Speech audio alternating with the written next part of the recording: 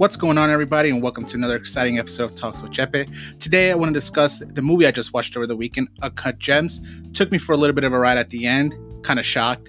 I'm also going to talk about the time I almost drowned. It's kind of a funny story behind that. Then we're going to finish it up with a little bit of how life takes you for a ride. So let's get started.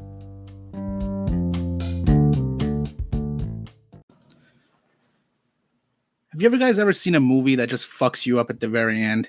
Because let me tell you something, that happened to me over the weekend. I watched the movie Uncut Gems. For all you who don't know, it's the new movie with Adam Sandler, and it fucked me up bad. So, to summarize it pretty quickly, the movie's about this guy who's a gambler, and he goes through his life trying to figure out how to pay off his debts. He paid a whole bunch of money to get a diamond from in Africa to sell it. He thought he was going to make $1 million off of it. He fucking got, his chain rocked and fucking only got $100,000 for it. And then he goes on to proceed to make a deal with Kevin Garnett to make a bet for the final game, the NBA Finals. He ends up winning, and he makes $1 million off of that.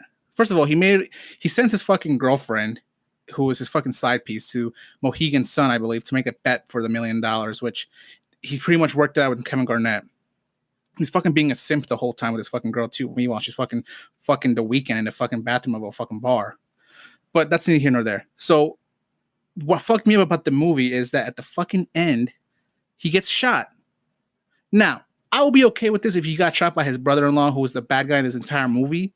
But the guy who fucking shoots him is his brother-in-law's lackey who's doing all his work for him. It's not even somebody that's relevant in the movie. And then on top of that, his fucking lackey shoots his brother-in-law. So at the end of the day, the guy who wants the money gets killed. The guy who wants $1 million gets killed, and you have this schmuck just robbing his fucking store because he owns a pawn shop, and this girl has $1 million and she's in Mohegan Sun with it, and she's flying home and doesn't know what to do. First of all, here's my problem with that too. You don't know what happens to the girl. Does she keep the money? Does she go back and get killed? Or does she go back to fucking The Weeknd? You don't know. These are unanswered questions. I want to know. And you can't make a part 2 because he's dead.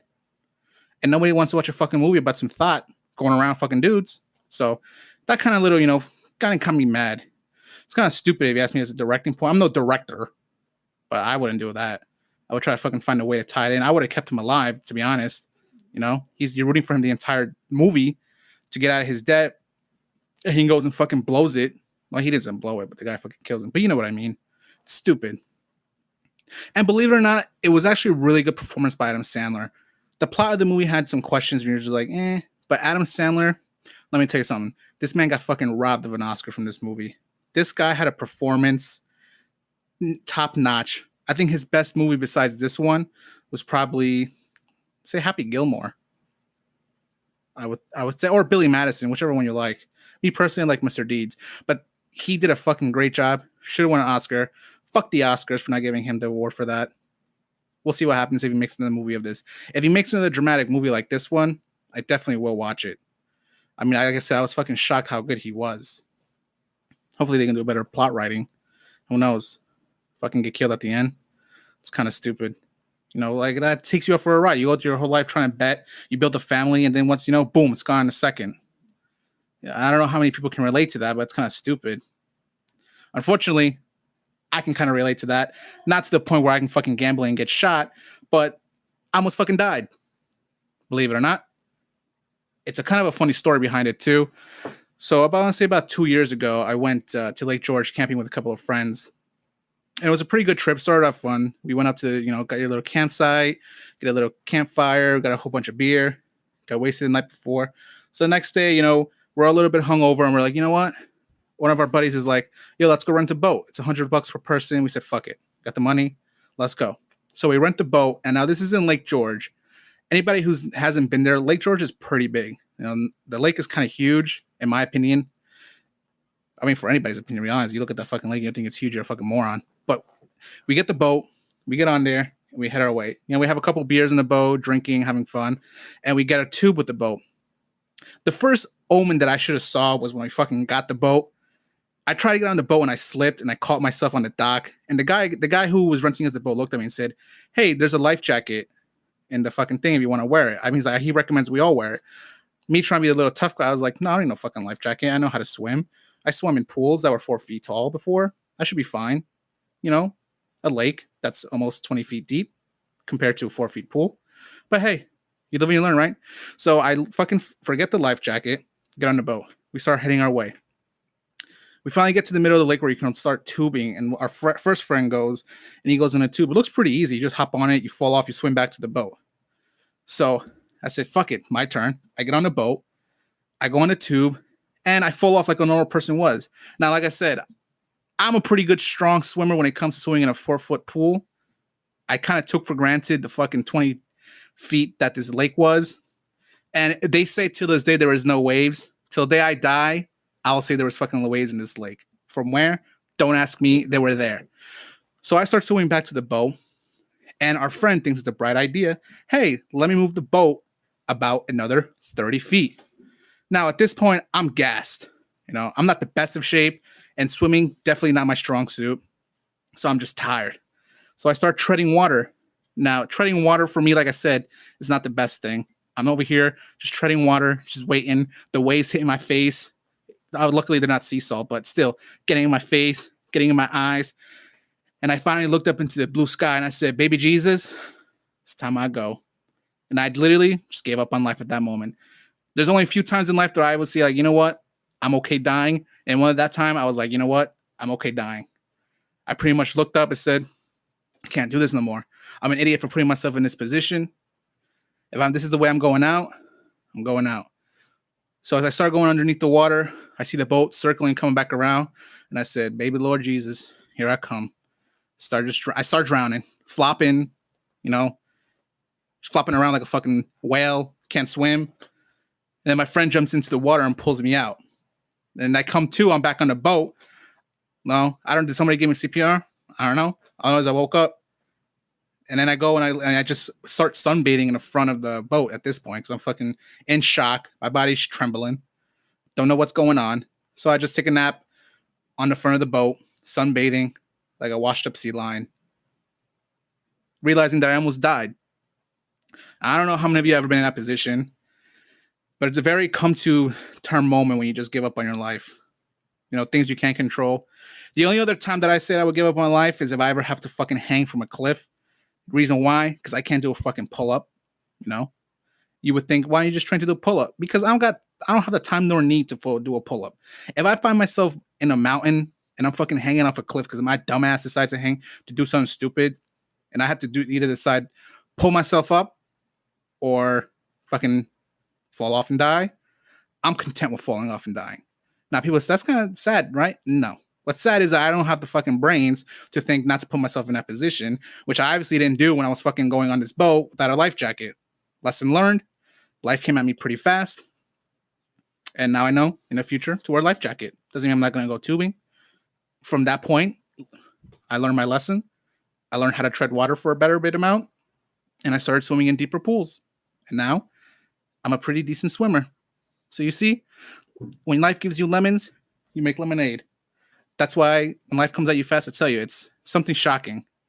And a lot of people don't realize how quickly things can change in their life. So that's why I go out there and I always preach to everybody, just do what you want that makes you happy. Fuck answering to people. You don't have to, I always say this, you don't have to answer to nobody in life besides yourself and your God. Whichever religion that is, that's the only people you have to answer to. You don't have to answer to your mother. You don't have to answer to your father. Unless they pay for your bills, and at that point, you better answer to them. You don't have to answer to nobody, not even your wife, because at the end of the day, she can fucking leave you whenever she wants. There's no guarantee she's going to stick around. So just do what makes you happy. You're scared at your job where you are now? Fuck them. Leave. Go start something new. I started this podcast not knowing where it was going to lead me. And look, I'm here 4 weeks in, 4 episodes. Thanks to all the fans who will follow me. But it's just something you decided to take a risk on. You want to hit up this girl? Hit her up. Slide into her DMs. Don't be a simp about it, but slide into the DMs. You get dubbed? Who gives a fuck? I get dubbed all the time. Look at me. Shit. But you still got to shoot your shot, right? As the great Michael Scott says, you miss 100% of the shots you don't take. But do what makes you happy. That's all I have to say. Life's way too short to be sitting there all pouty, fucking blaming the world, saying it's this person's fault, it's that person's fault. No. You got to do what makes you happy. If you hate your job, find a new one. You have a hobby, get a new hobby. You got a girlfriend that's driving you fucking crazy and playing games, Leave her ass. Don't be stupid. Just do what makes you happy. I don't know how much I have to stress that. And it makes you kind of wonder, there's so million things you can do out there. Shit. Look at these fucking idiots who make millions of dollars doing this stupid shit. For example, look at Call Her Daddy. These fucking people make $500,000 fucking talking about sex and shit. Like, what?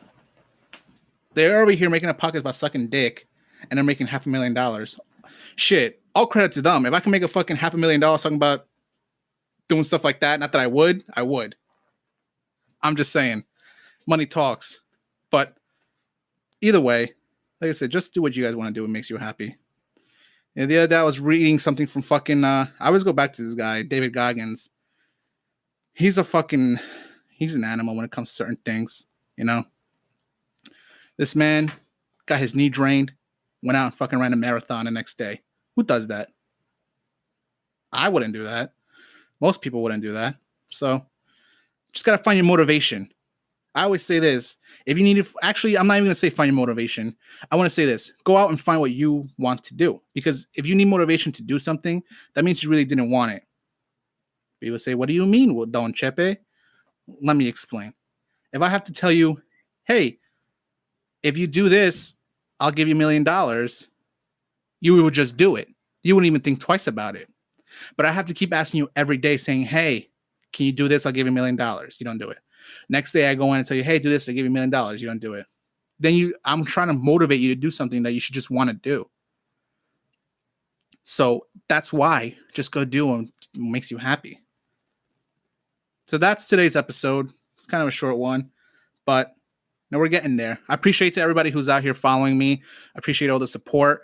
I do want to give thanks to everybody who listened to my first episode about the running challenge. The outcome was amazing. We started a new challenge and we got almost 31 people to do it. I went from doing a fucking running challenge of 4 people to 31. So thank you to everybody who listened. It's been a great outcome. Great to see everybody come together, be happy, stay healthy. And it's just great. So I appreciate all the love. So stay safe out there. Phase 2 is starting today, really, when the time this is being recorded.